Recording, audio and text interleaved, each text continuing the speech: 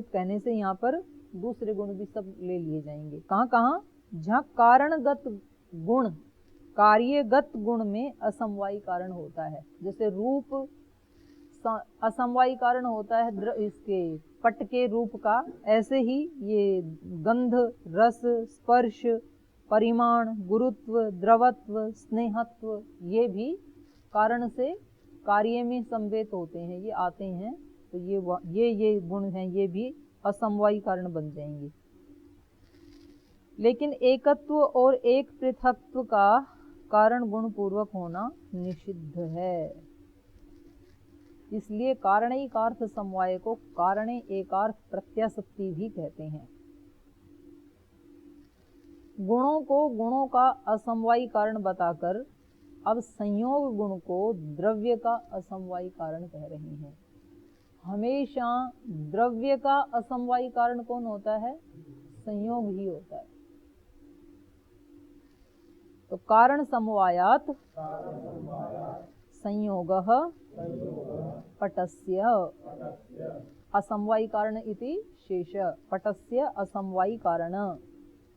तो कह रहे हैं कारण समवायात, कारण में समवाय होने से, संयोगः पटस्य असमवायी कारण, संयोग तंतुओं का अर्थात संयोग वस्त्र का असमवायी कारण होता है।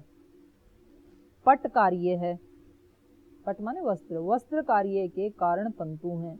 पट तंतुओं में समवेत है। पट कहाँ समवेत रहता है? तंतुओं में। और उन्हीं तंतुओं में संयोग का समवाय भी है, आपस में तंतु जुड़े हुए हैं। इस प्रकार कार्य एकार्थ प्रत्याशक्ति या कारण समवाय के द्वारा कारणगत संयोग माने तंतुओं का संयोग कार्य द्रव्य का असमवायी कारण होता है। तो जहाँ पट एक उदाहरण मात्र है जो इस प्रकार के संयोग से उत्पन्न तथा सब कार्यों का उपलक्षण है। अब सूत्रकार प्रचय नामक महत परिमाण का असमवायी कारण बता रहे हैं। तो कारण कारण समवायाच कह रहे हैं, कारण के कारण में समवाय से भी कहीं कहीं संयोग असमवायी कारण होता है। जैसे रुई के पिंड का जो महत परिमाण है, परिमाण तो महत है उसका कारण रुई के छोटे छोटे कण रेशे, उन छोटे छोटे पिंडों के कारण रुई के रेशे हैं। तीन हो गए यहाँ पर। एक तो महत परिमाण, मानो पूरे कमरे में रुई भरी है, उसका कारण उस रुई के छोटे छोटे गोले, थोड़ा थोड़ा थोड़ा डाला, और उस छोटे हुए गोले के कारण छोटे छोटे रेशे।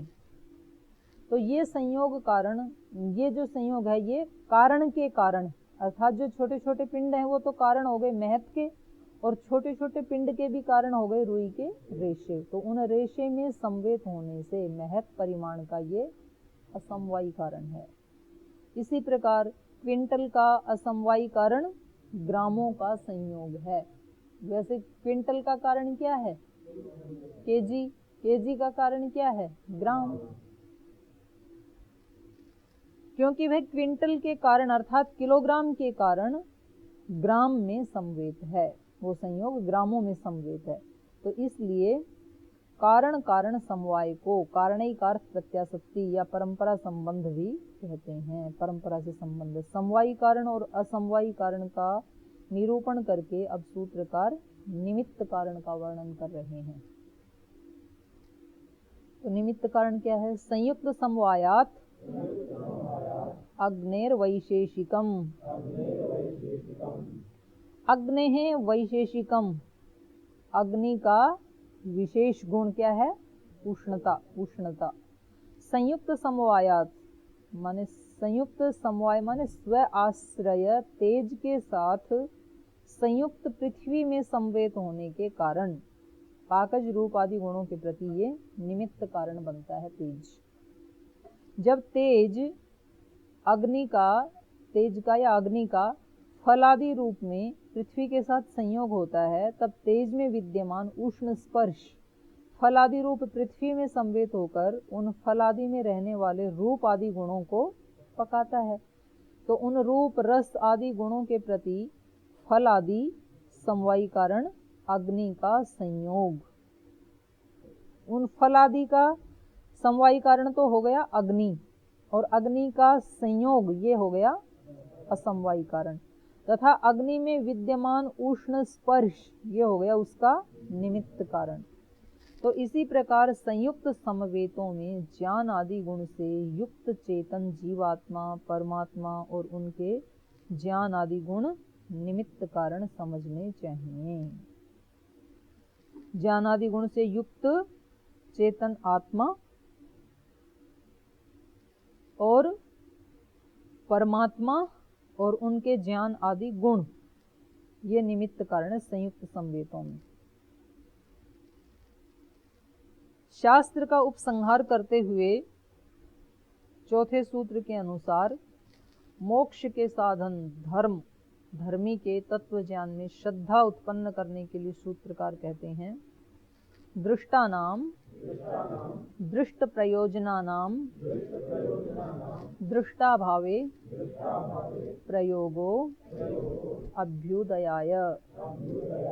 अभ्युदय से शुरू किया था शास्त्र, अभ्युदय और निश्रेयस से, और उसी पर समाप्ति कर रहे हैं अब अभ्युदय और निश्रेयस पे ही।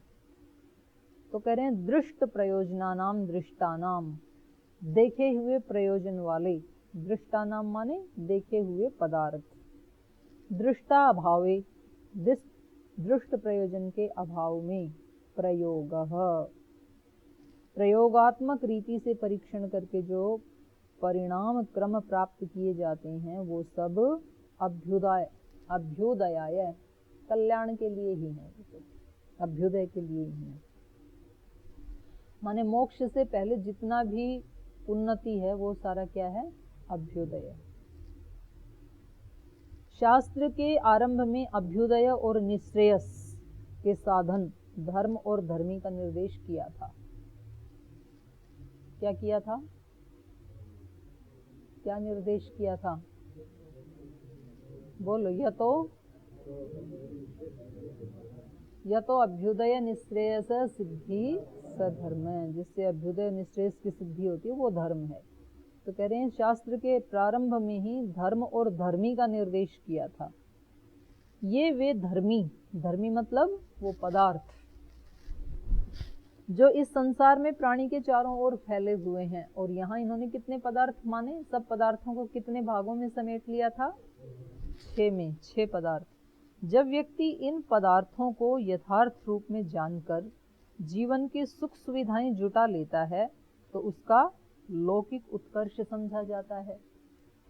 जैसा कि आज साइंस और टेक्नोलॉजी ने जुटा लिए हैं, तो ये सारा क्या है, लौकिक सुख, अभ्युदय, लौकिक उत्कर्ष, जिससे कि अपना और राष्ट्र का लौकिक सुख बढ़ता है।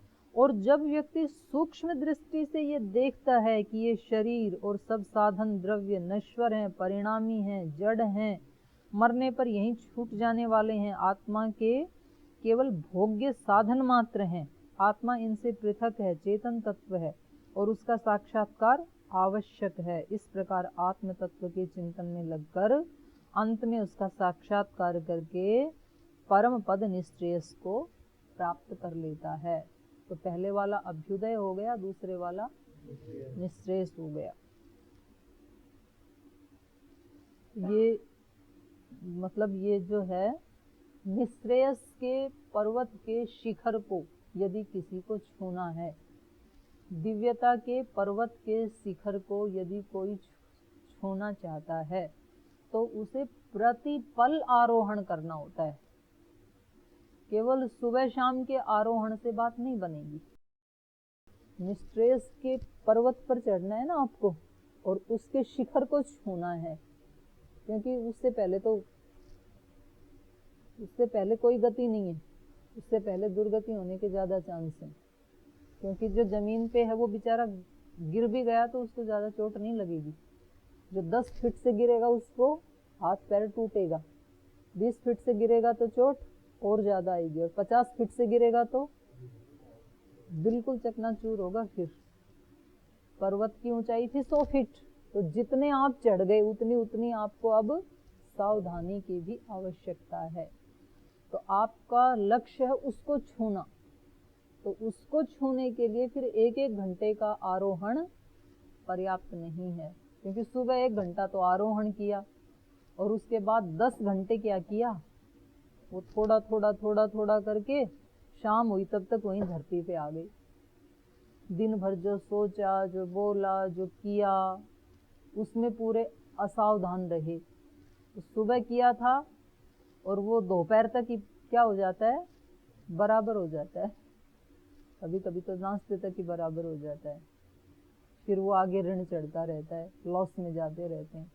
फिर मुश्किल से 1 घंटा करके शाम को उसको बैलेंस करते हैं।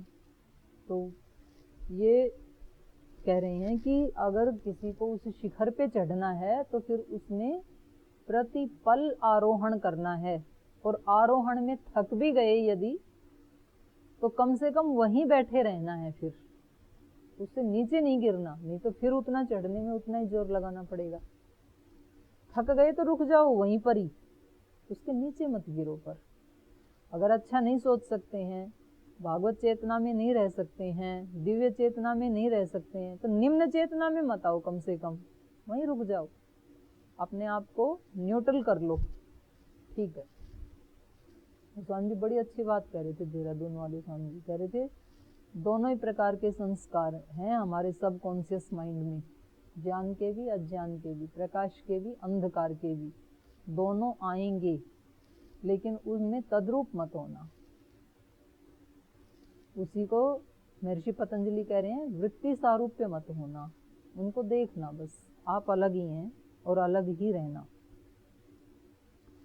तो ये कह रहे हैं, इससे स्पष्ट है कि पृथ्वी आदि तत्वों को ज्ञान सीधा तो निश्रेयस का साधन नहीं है, लेकिन मनन, निधिध्यासन आदि रूप में निश्रेयस का द्वार ये खोलते हैं।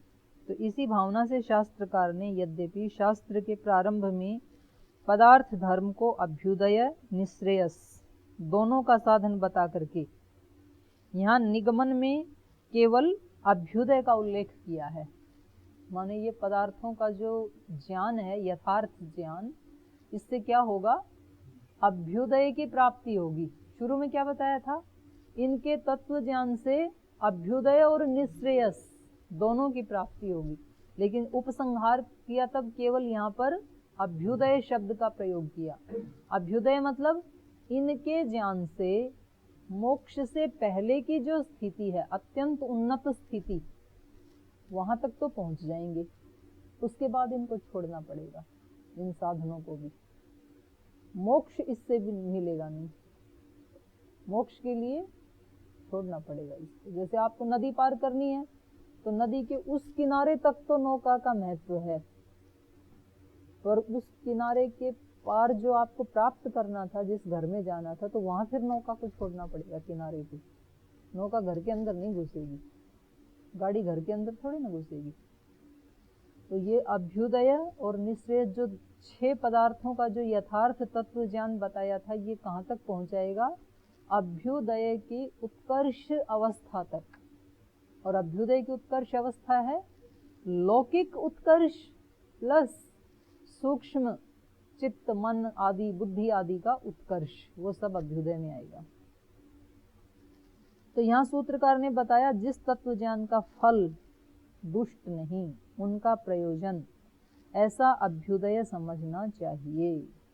माने जिस तत्व ज्ञान का फल दुष्ट नहीं है, इसका मतलब वो क्या है, अभ्युदय है वो, जो अंत में निश्रेयस को प्राप्त करवाएगा। यथार्थ ज्ञान है तो वो साक्षात तो साधन नहीं बनता है निश्रेयस का, पर वो परंपरा से निश्रेयस का साधन जरूर बन जाता है।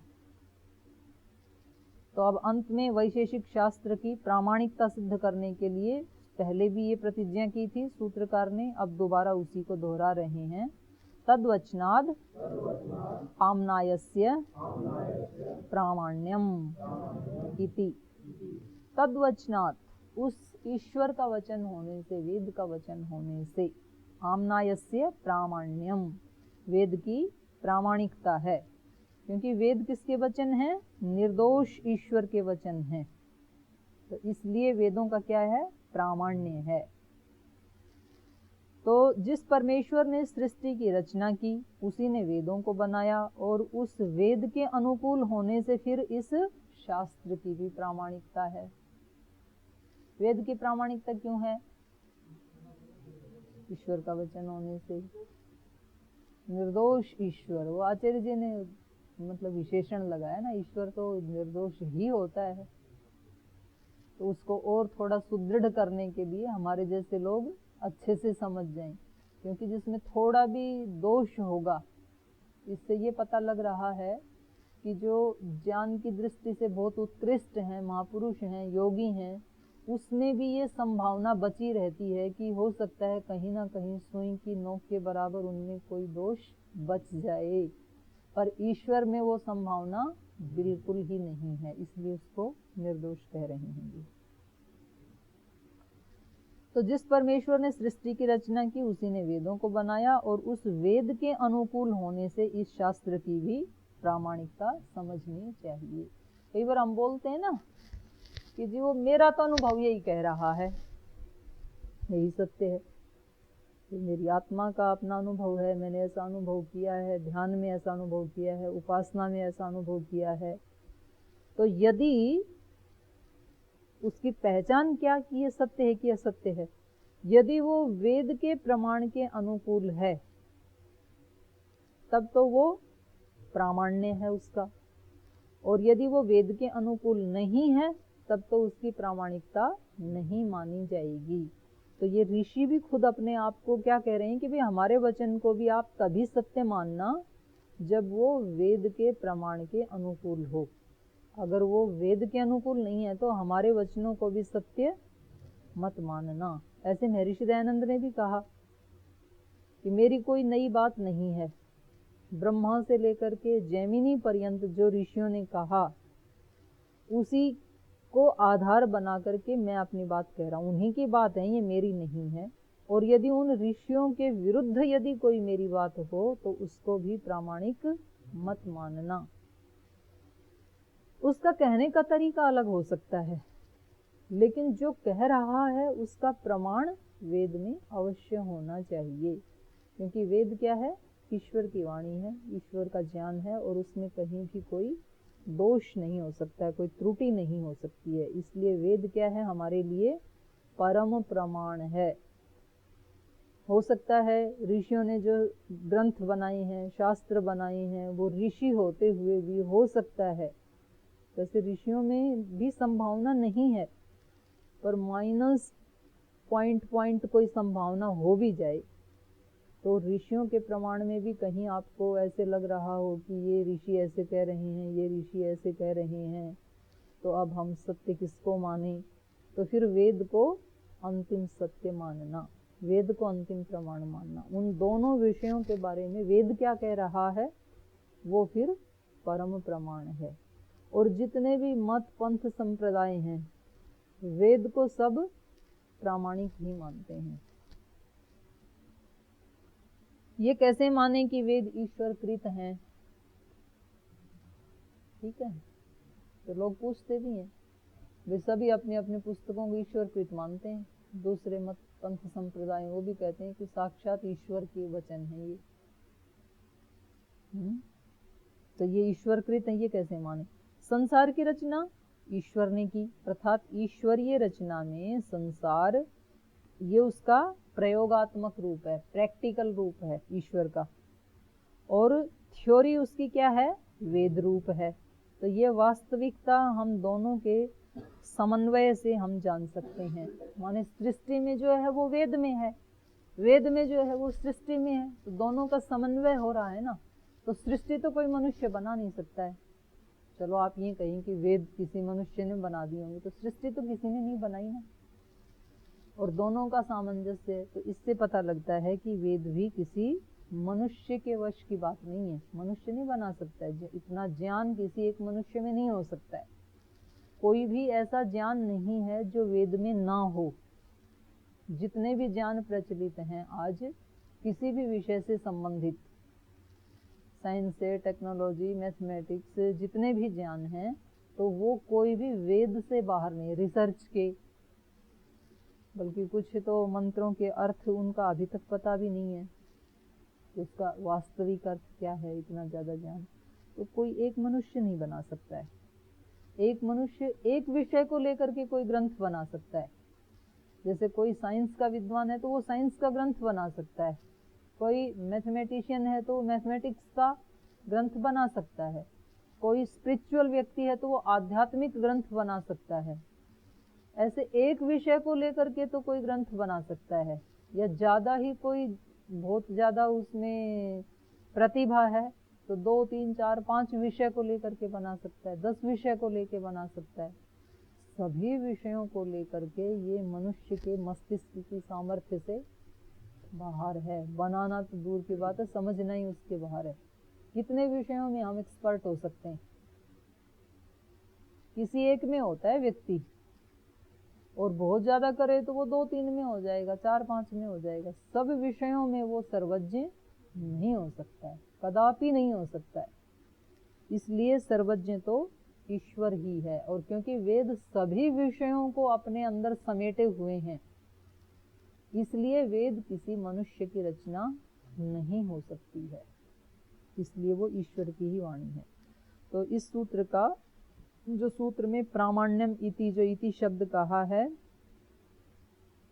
इस पद की समाप्ति का द्योतक है। तो इस सूत्र की विशेष व्याख्या में जो द्रष्टव्य है, इति दशमाध्याये द्वितीयमाह्निकं समाप्तश्च दशमोऽध्यायः वैशेषिकं दर्शनं च आनंद व्याख्योपेतम पूर्तिम अगात।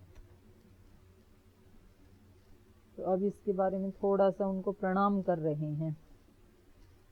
अब ग्रंथ की समाप्ति पर आचार्य प्रशस्त देव महर्षि कणाद को प्रणाम कर रहे हैं। तो ये प्रशस्त पाद का दिया हुआ है। योगाचार विभूत्या यस्तोषयित्वा महेश्वरम चक्रे वैशेषिकम शास्त्रम तस्मै कणभुजे नमः। कणभुजे माने कणों को खाने वाला, कणाद। विशेषण कितना सुंदर दिया है। तो कह रहे हैं, जिन महर्षि प्रवर कणाद ने योगाभ्यास से, उत्तम ऐश्वर्य से, विभूति से परमेश्वर को प्रसन्न करके, योगाचार विभूत्या माने योग के आचरण रूपी विभूति से, यह तोषयित्वा महेश्वरम, उस महेश्वर को प्रसन्न करके, उनको हर्षित करके, और क्या किया? वैशेषिक शास्त्र बनाया। चक्रे वैशेषिकम शास्त्रम, चक्रे माने बनाना, किया, निर्माण किया। तो जिन्होंने वैशेषिक दर्शन शास्त्र का निर्माण किया, तस्मै कणभुजे नमः, उन कणभुज, कण कण एकत्र करके भोजन करने वाले, क्या मतलब ऋषियों की भी ना वृत्ति है देखो। तो वास्तविक ब्राह्मण वृत्ति वाले महर्षि प्रवर को हम सब का प्रणाम है। शिला, शिला बोलते हैं उसको गांव की भाषा में, है जी। वैसे गांव में प्रयुक्त होता है। तो फसल काटने के बाद जो बाली गिर जाती है ना, उसको चुनते, उसको शिला बोलते हैं। तो अपने जो श्रद्धेय स्वामी सोमानंद जी महाराज थे, वो उसको शील से जोड़ते। कह रहे हैं शील कैसे बनता है? तो एक एक चीज को उठा करके, कोई भी चीज जिसको वेस्ट समझ लिया गया उसको भी उठा करके उसका सदुपयोग जो कर लेता है, वो शीलवान बनता है। उन्होंने वो देखा है आश्रम आप लोगों ने? रजनीश जी कैसे रह गए? तो वो जो स्तंभ बना रखे हैं ना, उसमें सबसे ऊपर लिखा है शील, शील, संतोष। उन्होंने अपने पूरे जीवन की कोई पुस्तक नहीं लिखी, उन पत्थरों पे पूरा अपना दर्शन लिख दिया उन्होंने, क्या प्राप्त किया। और समझने वाले समझ लेते हैं, ना समझने वाले बोलते हैं क्या मंडी सी बना दी स्वामी जी ने। कोई कमरे बनाते, कोई आश्रम बनाते तो कोई रह तो लेता। अब वो उनके उतने महत विराट उसको समझ नहीं पाते हैं, ये क्या पत्थर पे लिख दिया कुछ कुछ बस। और उसके उन्होंने वैसे वैसे वो बना रखे हैं। जैसे वहाँ एक तालाब है तो उसके वो 4 घाट बना रखे हैं, दरवाजे। संतोष घाट, फिर वो एक हृदय घाट, एक ज्ञान घाट, ऐसे 4 बना रखे हैं। और फिर जो आप भजन गाते हैं ना, वो हृदय धार उतरना है ना, वो धार नहीं है, वास्तव में घाट है, वो मिसप्रिंट हो रखा है, हृदय घाट उतरना ऐसा है जी। हाँ, पंक्ति क्या है? घाट नहीं है, हृदय धार उतरना है। उससे पहले की पंक्ति पूछ रही हूँ, क्या है? आत्म ज्ञान तन तीर तरंगित, हृदय धार उतरना, ऐसे गाते हैं हम, हृदय घाट उतरना। आत्म ज्ञान, आत्मा तो ज्ञान का तालाब है, आत्म ज्ञान तन तीर तरंगित, तन उसका तीर है, किनारा है, तो उस ज्ञान तक उतरने के लिए हृदय घाट उतरना, हृदय के घाट से उस आत्मा तक पहुंचना, ऐसे उन्होंने कहा है वहां भजन में। और वैसा ही उन्होंने बना रखा है वो उसके दरवाजे कि भाई आत्मा तक पहुंचना है ना, आप सेवा के माध्यम से भी पहुंच सकते हैं, संतोष के माध्यम से भी पहुंच सकते हैं, हृदय के माध्यम से, ऐसे 4 बना रखे हैं। तो उसको ठीक से ना समझ करके फिर लोग उसको नहीं समझ पाते। मैं ये बता रही थी कि वहां उन्होंने शील टॉप पे रखा है, आप कभी जाएंगे तो देखेंगे, शील को बहुत बड़ी चीज माना है। तो इस प्रकार आचार्य प्रशस्त पाद द्वारा रचित द्रव्यादि 6 पदार्थों का प्रतिपादक प्रशस्त पाद भाष्य नाम का ग्रंथ भी पूरा हुआ। ये वैशेषिक दर्शन भी पूरा हुआ और प्रशस्त पाद भाष्य भी पूरा हुआ। इति महर्षि कणाद विरचिता नाम वैशेषिक सूत्राणाम प्रशस्त पाद भाष्य सहितम स्वामी सत्यपति परिव्राजकानाम अंतेवासीना आचार्य आनंद प्रकाश कृत आनंद व्याख्योपेतम 10th अध्यायस्य 2nd मान्यकम समाप्तम। ग्रंथश्च अयम संपूर्णः। ऋषिरसखे नेत्रे शब्दे श्रावणे ही सिते दले षष्ठे दिने रवौ वारे ग्रंथ पूर्तिम अगाधयम। तो ये आचार्य जी ने अपना वो बता दिया कि ये कब पूर्ण हुआ, ये ग्रंथ तिथिवार सब बता दिए। तो ये आपका वैशेषिक दर्शन यहाँ समाप्त होता है। चलिए अभी पाठ को यहीं विराम देते हैं, समय हो गया।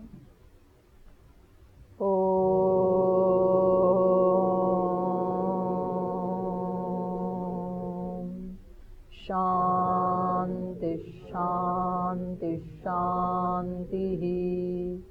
श्री गुरुभ्यो नमः।